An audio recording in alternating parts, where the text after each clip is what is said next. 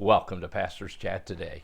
Well, we're looking at Psalm 18, a psalm of praise and victory.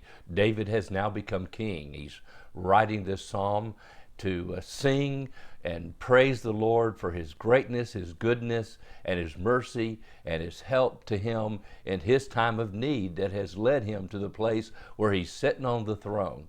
Now, David has become a man of authority.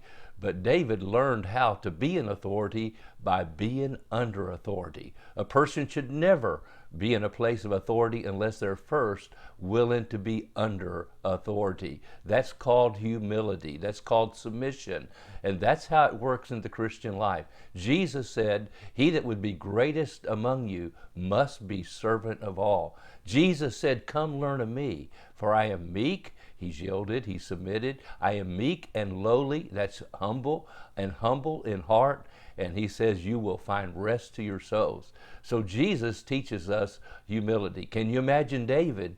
David had been anointed king. Oh, the thoughts that must have gone through his heart and mind, thinking, "I'll be the next king of Israel. I'm just a shepherd boy. All I've done is kill a bear and a lion." Next thing you know, he kills Goliath, and he is a national hero. Then he is able to lead Saul's armies. Then within just a short time, Saul is jealous, and David is humiliated by being trying to be killed there in the palace when Saul throws a javelin at him. He flees for his life, and 10 years he's hiding in the wilderness like a refugee, like a thief, like a bad person. And can you imagine the humiliation that comes with that?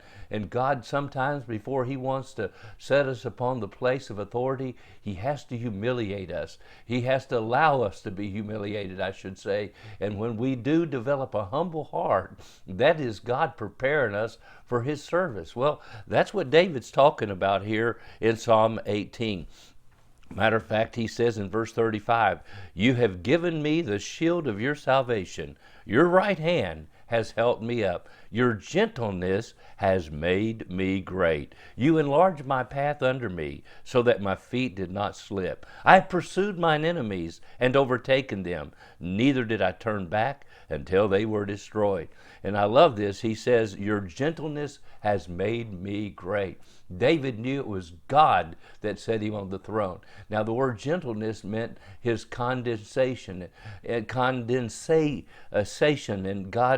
condescended, I should say, condescended to earth to look at David and pick him from keeping sheep to make him a king.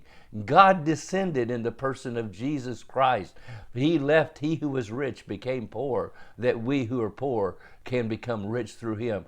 God left the throne of heaven and took on the form of a man and became a servant and became obedient unto death, even the death of the cross. Joseph, remember him, the wonderful guy that had the dreams that his brother are going to bow down, his dad's going to bow down to him.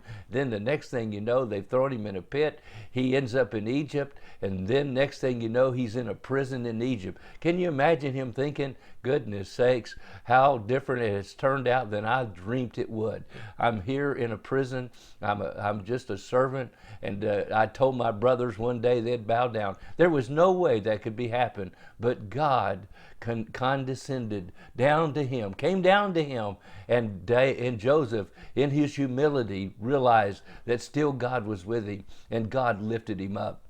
And so David goes on to say, "I have wounded them," in verse 38, "so that they could not rise. They're fallen under my feet, for you have armed me with strength for the battle. You have subdued under me those who rose up against me. You've given me the necks of mine enemies, so that I destroyed those who hated me. They cried out, but there was none to save, even to the Lord, but he didn't answer them. Then I beat them as fine as dust before the wind. I cast them out like dirt in the streets. You have delivered me from the strivings of the people.